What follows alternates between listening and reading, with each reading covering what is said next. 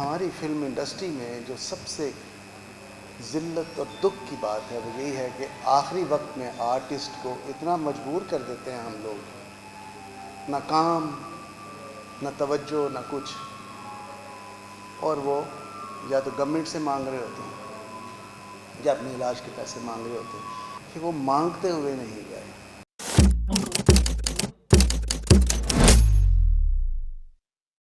آج بھی سیکھ رہے ہیں اور اللہ کرے سیکھ لیں اور سیکھ کے کچھ بہتر کام کر لیں۔ عابد سے میری دوستی آرٹس کونسل سے شروع ہوئی۔ بہت شوق تھا انہیں فلم میں کام کرنے کا، تو جب دہلیز بن رہی تھی تو میں ان کو لے کے گیا اور ان کو فلم کرائی، اور اس کے بعد وہ فلم کی ضرورت بن گئی۔ محنتی آدمی تھے اور خوب انہوں نے فلم میں نام کمایا۔ بہت دکھ ہے مجھے کہ وہ چلے گئے اس دنیا سے۔ ابھی بھی وہ کچھ کرنا چاہتے تھے، لیکن خوشی اس بات کی ہے کہ وہ مانگتے ہوئے نہیں گئے۔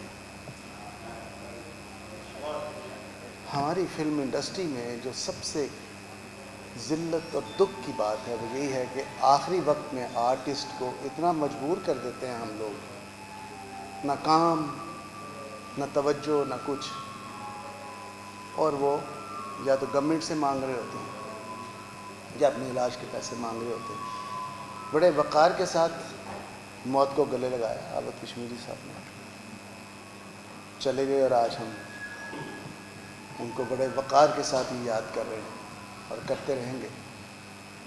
تو ان کے لیے دعائیں ہیں ڈھیر ساری، اللہ ان کو اونچے درجے میں فائز کرے۔